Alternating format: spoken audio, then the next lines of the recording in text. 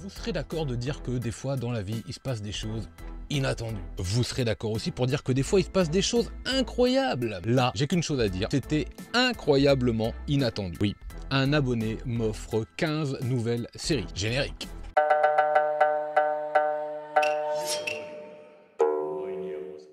Salut à tous, c'est Authentique, j'espère que vous allez bien. Vendredi midi, bon appétit, c'est bientôt le week-end et aujourd'hui, petite vidéo divertissement, mais on est un petit peu sur un j'achète vos Mangatech épisode spécial. Laissez-moi vous raconter, il y a quelques temps, j'ai reçu un mail de la part d'un abonné que je ne vais pas citer volontairement parce que j'ai pas forcément envie qu'il soit ciblé, visé, reconnu. En tout cas, un abonné m'envoie un mail, adresse authentiquemanga@gmail.com, vous l'avez dans la description. Si vous avez envie de participer à différentes vidéos ou envoyer un message, il n'y a pas de souci, c'est là pour ça. Donc, il m'envoie un mail et on va le lire ensemble. Il est là, sous les yeux. Désolé si je regarde pas trop la caméra, je peux pas me mettre en mode caméléon comme ça, c'est pas possible.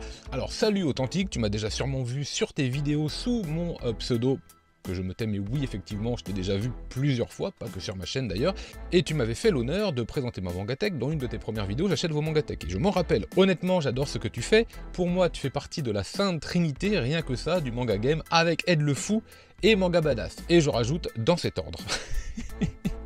Et regarder tes vidéos après une dure journée de travail est un vrai plaisir. Écoute, merci à toi. En tout cas, c'est fait pour ça. Profitez-en. Moi, je sais que j'aime bien Bulle d'Oxygène, regarder des vidéos sur mes trajets. Voilà, je les mets un peu en podcast. Je les regarde pas, je les écoute évidemment, je les mets en podcast. Mais ça fait plaisir. C'est vrai que voilà, après début de journée ou fin de journée, ça permet de bien couper. Alors voilà, je ne suis pas très Rakuten et ce genre de choses. Mais j'aimerais beaucoup t'envoyer des mangas en guise de remerciement. Moi, je lis ça un petit peu, je me dis... allons bon, qu'est-ce que c'est que ce truc? J'habite en Belgique et je ne vois pas pourquoi tu aurais envie de donner ton adresse au premier clampin venu. Bon, on dit comme ça, c'est un peu bizarre, mais je confirme, j'ai pas forcément envie de donner mon adresse non plus comme ça en mode YOLO. Ça me semble compliqué, je confirme, un peu compliqué. Par contre, si tu as PayPal, là, je pourrais facilement te sponsoriser. Moi, je regarde le truc, je continue de lire, mais bon, ce serait un peu trop facile et puis je sais que tu es joueur. Là, oui. Ce que j'aimerais, c'est que tu achètes des titres dont on parle très peu en général, qui sont pourtant d'une grande qualité et qui, bien sûr, pourraient te plaire et qui sont toujours commercialisés. Évidemment, on va voir tous les mangas tout à l'heure, vous inquiétez pas. Après, je ne peux pas non plus te forcer à lire des titres qui ne te feraient pas envie, mais voici une petite liste. Alors au début, je repose tout le matériel. Oh, pas que je casse pas tout. Au début, je me suis dit, ah, qu'est-ce que c'est que ça? C'est bizarre quand même. J'étais pas forcément chaud pour accepter. Et bon, voilà, on discute, on s'envoie 2-3 mails et puis finalement, j'accepte. Alors je me disais... je vais découvrir un des titres, voilà, je vais peut-être avoir 10-15 €, et je vais faire un ou deux tomes, une ou deux séries, et puis bon, on verra bien, c'est sympa, je la présenterai dans les achats manga, je dis allez hop, c'est bon, on y va. Titing, téléphone, notification PayPal 5 minutes plus tard, vous avez reçu un don de 50 €. De quoi? Quoi? 50 € sont tombés sur le compte PayPal, et donc avec ça, je devais prendre des séries, et je lui ai dit, eh ben moi je veux bien de nouveau des photos de ta Mangatech, comme ça je vais faire un épisode j'achète vos Mangatech un peu spécial, je vais aller regarder des titres que je ne connais pas du tout, et je vais me servir chez toi. De fil en aiguille, je me suis dit, bon bah ça fera, allez, 6-7 mangas maximum. Et puis finalement, je me suis dit, mais qu'est-ce qui m'oblige de les acheter en neuf? Rien. Donc j'ai noté tous les titres, et je suis arrivé à une grosse vingtaine de titres. Une grosse, vraiment grosse, on va regarder ça tout à l'heure. Et en fait, je suis allé regarder sur un des vendeurs Rakuten, celui qui en avait le plus à disponibilité. Et donc, je suis tombé sur 15 titres exactement pour la valeur de 50 €. Frais de port compris, bien sûr. Alors hop, il est temps de prendre le petit micro à la main, on teste un petit peu le nouveau matériel, voir si tout fonctionne correctement et quelle est la meilleure utilisation possible. En tout cas, je vais me réduire, on va faire apparaître la Mangatech et vous avez vu qu'il y a beaucoup de choses intéressantes, beaucoup de titres de mangas, de produits, de jeux, de figurines, il y a énormément de choses, vraiment bravo, c'est une très belle collection. On ressent le besoin d'avoir des étagères, le besoin de créer de nouveaux espaces de rangement parce que, ouais, je sais pas où tu mets tout ça, mais il faut de la place. Bon, niveau jeu de société, vite fait comme ça rapidement, vous avez vu qu'il y en avait beaucoup. Si vous avez envie d'avoir des conseils, n'hésitez pas à me demander dans les commentaires parce que je pense que je serai aussi bon conseilleur en jeu de société que je peux l'être en manga. Donc voilà, si je vous ai déjà convaincu avec les mangas, soyez assurés qu'avec les jeux de société, ça marchera aussi. Vous avez donc énormément de titres de manga, beaucoup que je possède déjà. Vous avez de belles étagères avec des beaux formats, des formats seinen, les grands volumes, vous voyez les belles collections. Les Hikaru, j'avoue, je bave un petit peu devant. Family Compo que je n'ai pas non plus. c'est pas mal tout ça. La Néon Genesis Evangelion, bon, Evangelion, je suppose que tu feras sûrement Soul Eater également. Ah, c'est des titres que j'ai déjà en volume simple, tout comme FMA. Bon, voilà, vous avez beaucoup de titres, bien sûr, les Karakuri Circus et les Baki chez Meian. D'ailleurs, à côté, hop, on distingue énormément de titres Meian, et je vois les Grandes Blue, ça me fait penser que j'ai encore 2 ou 3 tomes à lire, j'ai de retard avant que les 2 prochains arrivent, donc il faut que je m'y mette, surtout que c'est vraiment la grosse poilade. Plein de titres, des étagères shonen, des étagères un petit peu plus isekai, aventure, fantasy, un peu plus également child, tranche de vie, je sais pas trop comment tu les ranges. Voilà, c'est un petit peu comme tu peux, avec un certain ordre, je sais pas trop, mais en tout cas, il y en a beaucoup, il y a énormément de titres que je ne possède pas. J'ai vu également Barakamon, c'est pas dans la liste, mais j'aurais bien aimé le faire. Qu'est-ce que j'ai vu également? Le chef de Nobunaga, j'aurais beaucoup aimé faire ce titre, mais je sais que ça va me plaire et je sais qu'il manque des titres. Donc j'y suis pas allé, honnêtement j'y suis pas allé. Vous avez pas mal de figurines, moi je craque là sur les boules de cristal, je craque sur les figurines Dragon Ball et particulièrement sur le dragon Shenron, que je trouve vraiment top. Je cache pas que si je le vois un jour en vitrine, selon le prix auquel il est, je risque de venir le poser ici comme une pièce de décoration, c'est très probable. Voilà. À l'intérieur de tout ça, j'ai donc fait une sélection de plusieurs titres, hein, ils sont là, et écoute, merci pour cette petite visite de la Mangatech une nouvelle fois, et j'ai envie de dire, place au manga. Premier manga, j'ai craqué sur de la comédie, gag manga, tranche de vie, Yotsuba chez Kurokawa, voilà, c'est le premier titre, voilà, ça va me faire très plaisir d'en parler très bientôt pendant un manga vorace, parce qu'il se trouve que je l'ai déjà lu, peut-être mardi prochain. On verra. Second manga, ce sera avec The Ancient Magus Bride, donc le tome 1 chez Komiku. Là, je sais pas trop si ce n'est, je sais pas trop de quoi ça parle, j'entends, mais si ce n'est que le style graphique me plaît plutôt pas mal, faut le dire, et que ça me fait évidemment penser à L'Enfant et le Maudit, en version peut-être un peu plus fantasy, un peu plus magie, il y a peut-être un peu plus de pouvoir, les personnages ont l'air plus grands, donc potentiellement peut-être plus matures, quoique L'Enfant et le Maudit, c'était quand même sacrément mature, malgré l'âge de la petite fille. Voilà, donc The Ancient Magus Bride, je sais qu'il bénéficie d'une bonne réputation. Il m'a été conseillé justement par l'abonné qui m'a fait ce don, et du coup, j'ai un petit peu joué le jeu, j'ai beaucoup joué le jeu en vérité. Silver Spoon, le tome 1. Voilà, alors est-ce que ça parle de la vie à la ferme? C'est très probable. La cuillère d'argent, pourquoi? Je ne sais pas, je ne l'ai pas encore lu.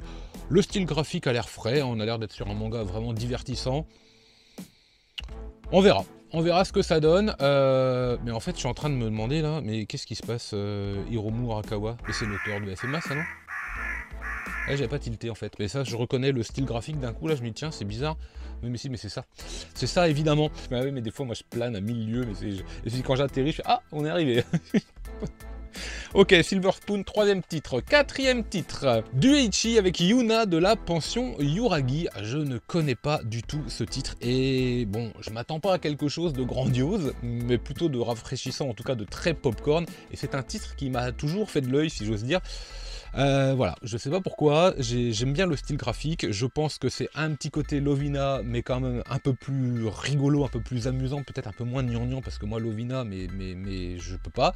Donc Yuna de la pension Yuragi, tome 1, c'est pas forcément une série que je vais continuer non plus, mais voilà, c'est vraiment des tomes 1 à découvrir, et l'occasion de vous en parler très bientôt. Pourquoi je vous disais qu'il y avait 15 mangas et 14 séries?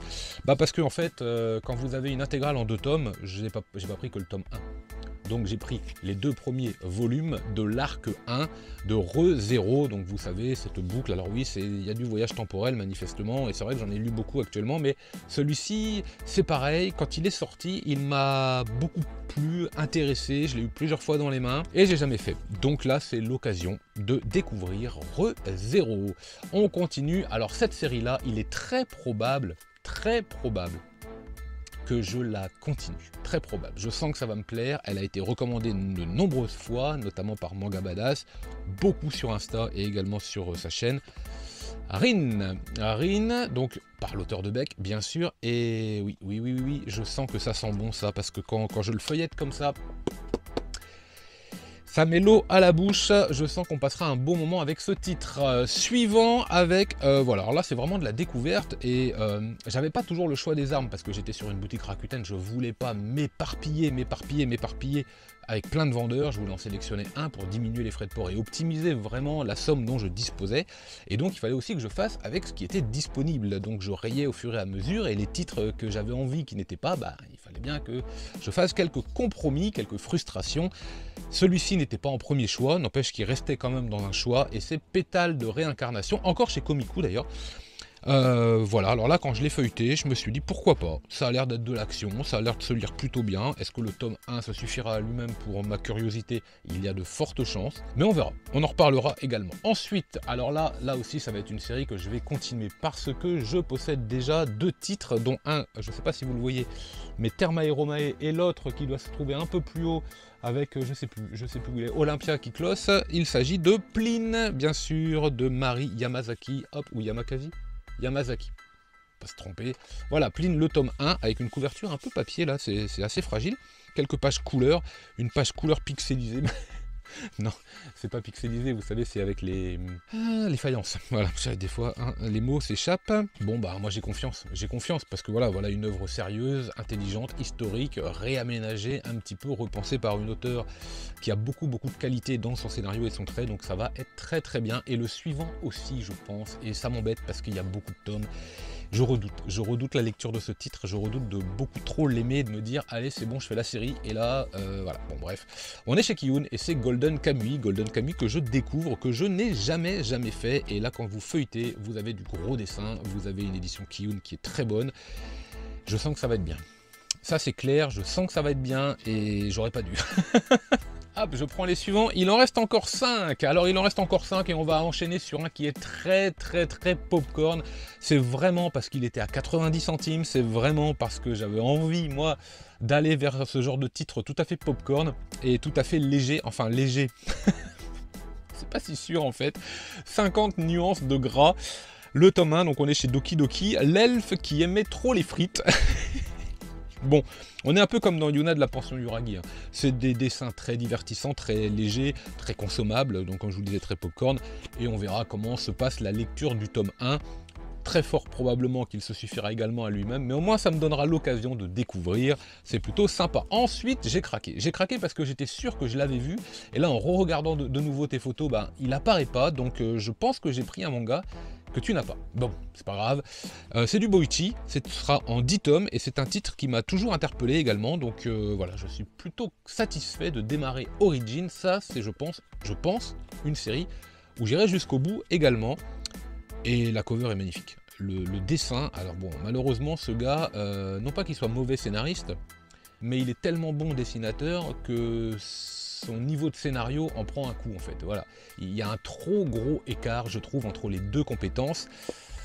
Il devrait dessiner un tout petit moins bien, je suis sûr que ça relèverait un peu le scénario, mais bon. Là, les dessins sont ouf, mais ouf. Ensuite, on est un peu dans l'univers de Bright Stories, on est un peu dans l'univers de Magus of the Library, à moins que je dise des bêtises, on est un peu dans cet univers-là, Kiyun, avec... qui va porter son attention sur un personnage central féminin dont on va suivre les aventures. Là, nous sommes donc avec Isabella Bird, un titre que je vais découvrir et qui vraiment dégage cette atmosphère, cette même atmosphère qu'on peut avoir notamment avec Bright Stories, quelque chose d'assez sympathique en fait, d'assez fluide de lecture et de très intelligent, donc on verra bien. Et justement, on va enchaîner, nous ne sommes pas chez Kiyun, mais nous sommes exactement dans le même genre d'univers, ou en tout cas, oui, de thème, et avec Arte, chez Komiku également, je crois, oui, c'est chez Komiku, Arte. On verra bien ce que ça donne également, mais là aussi on y est, c'est tout à fait ce genre d'œuvre où on va suivre les aventures d'une femme, d'une jeune femme, et puis avec intelligence, et qui va essayer de se dépêtrer, d'exister dans une condition, dans une vie où les hommes ont la main mise sur les activités professionnelles. Voilà, c'est exactement ça, donc je pense que ça va être également très bon.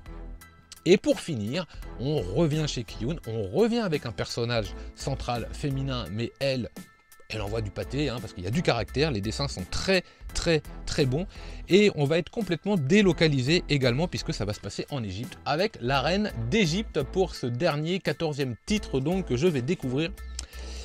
Et là aussi, j'ai un petit peu feuilleté, j'ai un petit peu commencé. Je pense que je ferai l'acquisition totale de ce titre, d'autant que je crois que le dernier tome est paru il n'y a pas si longtemps. Donc voilà, voilà tous les titres, les 14 nouvelles séries. Alors je sais pas si je dois te faire un énorme merci pour ce que tu m'as proposé, parce que vraiment c'est cool. Si vous avez envie de faire pareil, n'hésitez pas. D'ailleurs, vous avez vu, il y a un petit bouton souscription qui est apparu.